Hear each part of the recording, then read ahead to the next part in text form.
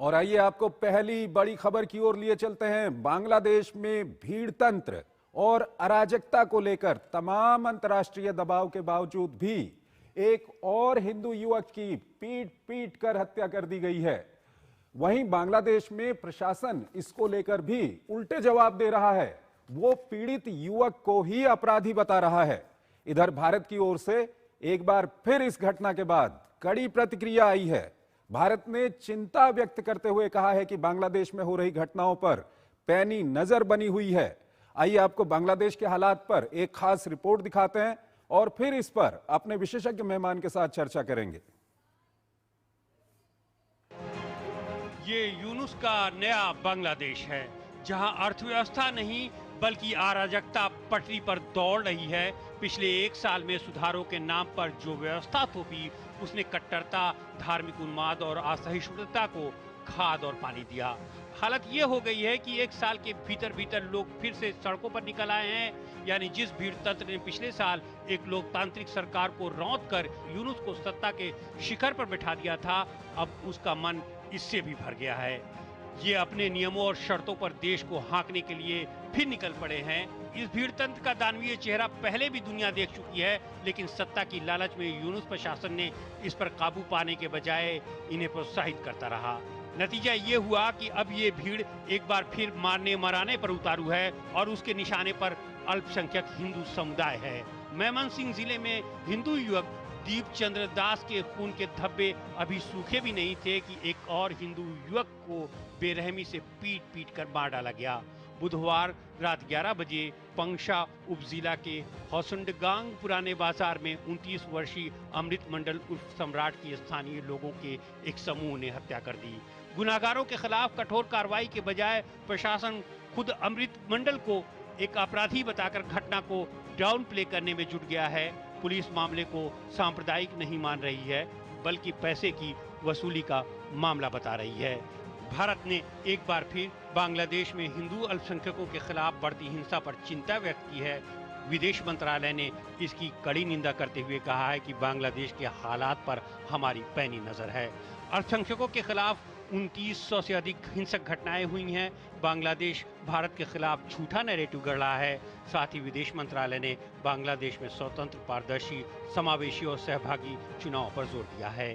बांग्लादेश में अल्पसंख्यकों, जिसपे हिंदू भी हैं, ईसाई भी हैं, बौद्ध धर्म के लोग भी हैं, उनके खिलाफ लगातार हिंसा हो रही है। ये एक गंभीर चिंता का विषय है। हाल ही में मेमनसिंह में एक हिंदू युवा की हत्या हुई, उसकी हम घोर निंदा करते हैं। हम ये भी उम्मीद करते हैं कि अपराधियों को जल्द से जल्द कटघरे में लाया जाएगा। और आपको जैसे बताया मैंने कि स्वतंत्र सूत्रों के अनुसार पिछले इस अंतरिम सरकार के कार्यकाल में 2900 ऐसे वारदात सामने आई हैं जो हत्या से संबंधित है। इस बीच बांग्लादेश की अपदस्थ प्रधानमंत्री शेख हसीना ने अल्पसंख्यक हिंदुओं पर बढ़ते अत्याचार के लिए यूनुस प्रशासन को जिम्मेदार ठहराया है। उन्होंने कहा कि अंतरिम सरकार खास तौर पर गैर मुस्लिमों के खिलाफ अकल्पनीय अत्याचार कर रही है। वहीं हिंदुओं के दमन के खिलाफ बांग्लादेश से लेकर भारत तक आक्रोश है। बुधवार को अमृत मंडल की हत्या के खिलाफ बांग्लादेश के हिंदू संगठन नेशनल हिंदू महाजोत ने ढाका के नेशनल प्रेस क्लब पर प्रदर्शन किया। प्रदर्शनकारियों ने दीपू की हत्या की निंदा करते हुए दोषियों के खिलाफ कड़ी कार्रवाई की मांग की। शुक्रवार को भी भारत के कई शहरों में हिंसा के खिलाफ जमकर विरोध प्रदर्शन हुआ। कोलकाता, वाराणसी, मिदनापुर, सियालदह समेत अन्य शहरों में बड़ी संख्या में लोग सड़कों पर उतरे और बांग्लादेश के हिंदुओं की सुरक्षा की मांग की। बांग्लादेश में बढ़ती हिंसा को लेकर अंतर्राष्ट्रीय स्तर पर भी चिंता जताई जा रही है। विश्व हिंदू परिषद ने संयुक्त राष्ट्र से तुरंत हस्तक्षेप की मांग की है। तो बांग्लादेश पर भारी दबाव है, भारत भी दबाव डाल रहा है, दुनिया के कई देश दबाव डाल रहे हैं, लेकिन बांग्लादेश पर कोई फर्क नहीं पड़ रहा है। हमारे विशेष मेहमान अशोक सज्जनहार, विदेशी मामलों के जानकार, हमारे साथ जुड़ चुके हैं। उनसे हम बात करेंगे। अशोक जी, बहुत बहुत स्वागत है आपका हमारे इस कार्यक्रम में। अशोक जी, पहली प्रतिक्रिया क्या है आपकी जो कुछ बांग्लादेश में हो रहा है? लगातार वहां पर अल्पसंख्यकों, खासकर हिंदुओं के खिलाफ जिस तरह की घटनाएं सामने आ रही हैं। जी, बहुत धन्यवाद मुझे आमंत्रित करने के लिए। देखिए, आपने ठीक कहा अपनी रिपोर्ट में, जो वहां पर हालात पिछले 1 साल 1.5 साल हो गया है, 5 अगस्त को शेख हसीना को वहां से अपने पद से हटाया गया था और करीब 8 अगस्त को 3-4 दिन बाद मोहम्मद यूनुस वहां पर आ गए थे। परंतु जब से वो आए हैं तब से वो हालात को काबू करने में बिल्कुल भी असमर्थ रहे हैं। हर क्षेत्र में, चाहे वो राजनीतिक हो, चाहे वो आर्थिक हो, चाहे वो स्ट्रीट वायलेंस हो, किसी के ऊपर भी वो कंट्रोल नहीं कर पाए हैं। वहां पर पूरे देश की मांग है जो वहां पर इलेक्शन किए जाए। भारत भी यही चाहता है जो वहां पर जल्दी इलेक्शन हो, इंक्लूसिव इलेक्शन हो, सभी के हिस्से से वहां पर सबको मिलाकर इलेक्शन किया जाए।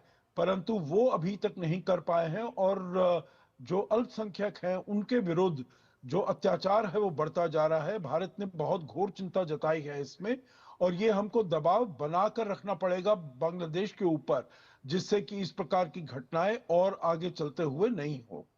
अशोक जी, हमने पूर्व में देखा है कि भारत की ओर से कुछ आर्थिक कदम भी उठाए गए थे जिसका बांग्लादेश पर काफी फर्क पड़ा, लेकिन उसके बाद भी बांग्लादेश की जो अंतरिम सरकार है वो संभली नहीं। लगातार वहां से इस तरह की घटनाओं की खबरें लगातार आ रही हैं।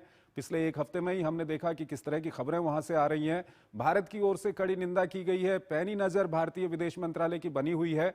आगे किस तरह से और दबाव बढ़ाया जा सकता है बांग्लादेश के ऊपर, अशोक जी? देखिए, भारत ने तो हमेशा यही कहा है जो हम अच्छे संबंध चाहते हैं बांग्लादेश के साथ, क्योंकि हमारे बहुत ही पुराने उनके साथ संबंध हैं, सामरिक संबंध हैं, सांस्कृतिक संबंध हैं। परंतु इसमें बांग्लादेश को अपना रास्ता सुधारना होगा। वहां पर जो इस्लामिस्ट पॉलिटिकल इस्लाम के जो लोग हैं, जमात इस्लामी है, और जो वहां पर युवा वर्ग है, जो स्टूडेंट्स हैं, वैसे वो स्टूडेंट्स नहीं है, स्टूडेंट्स एक समय रहा करते होंगे, क्योंकि ये भी जो है, जो उस्मान हादी जिनकी मृत्यु की गए, या एक और जो वहां पर मारे गए हैं, वो करीब 40-42 साल के वो लोग थे। तो इतने वो स्टूडेंट्स नहीं है, वो तो लेक्चरर्स थे, वहां से निकल चुके हैं। तो उन्होंने वो बिल्कुल पाकिस्तान के साथ मिलकर इस्लामिस्ट तरीके से वो रेडिकल इस्लाम की तरफ से वहां पर जा रहे हैं। इससे हमको बिल्कुल सचेत रहना पड़ेगा, और ये हमने चेतावनी दी है बांग्लादेश को, जो वो अपने वहां पर शांति स्थिर कायम रखें, शांति को वहां पर स्थिरता बनाए रखें। तो यही उनके लिए और दोनों देशों के लिए फायदा होगा। और हमारे पास देखिए, हम कोई ऐसा कदम, कड़ा कदम नहीं उठाना चाहते जब तक कि इसकी बिल्कुल जरूरत ना हो। और मेरे विचार से ये बांग्लादेश को समझना पड़ेगा, जो भारत बहुत बड़ा देश है, 3 तरफ से भारत से घिरा हुआ है बांग्लादेश, 4000 से ज्यादा किलोमीटर का हमारा उसके साथ सीमा है। तो इसीलिए बहुत ही वल्नरेबल पोजीशन में है। तो इतना वो प्रवोक करने का प्रयास नहीं करे। अभी तक यही किया जा रहा है, जो वहां पर एंटी लिबरेशन फोर्सेस हैं वो सामने आ गए हैं। परंतु जब इलेक्शन होते हैं, अगर free fair inclusive election Ashok ji, होते यहीं हैं, पर आपसे तो एक उससे सवाल जानना बेहतर हो चाहेंगे। सकता है। अशोक जी, आपसे एक सवाल जानना चाहेंगे कि इलेक्शन वो करवा रहे हैं, फरवरी की उनकी टाइमलाइन है, वो डिले होता है या नहीं होता है ये देखना होगा।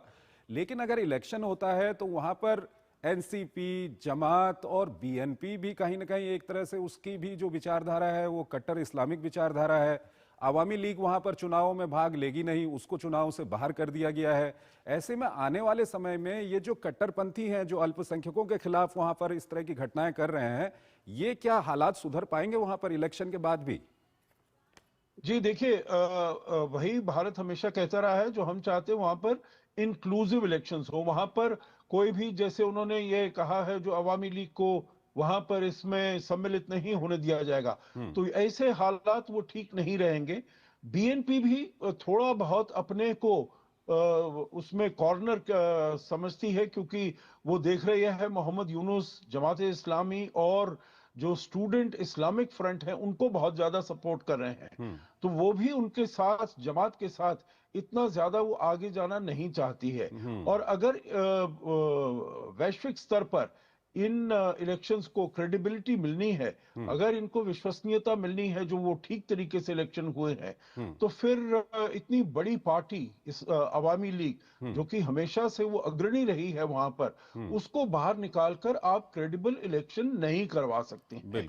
तो हमारी तरफ से और पूरे अंतर्राष्ट्रीय समुदाय की तरफ से दबाव ये बना रहना चाहिए, जो ये इंक्लूसिव इलेक्शन होना चाहिए वहां पर, तभी उसकी क्रेडिबिलिटी बन पाएगी। ठीक है, अशोक जी हमारे साथ बने रहिएगा। एक और महत्वपूर्ण विषय है, उस पर हम बातचीत करेंगे, लेकिन यहाँ पर हमको एक छोटा सा ब्रेक लेना है। एक छोटा सा ब्रेक लेते हैं।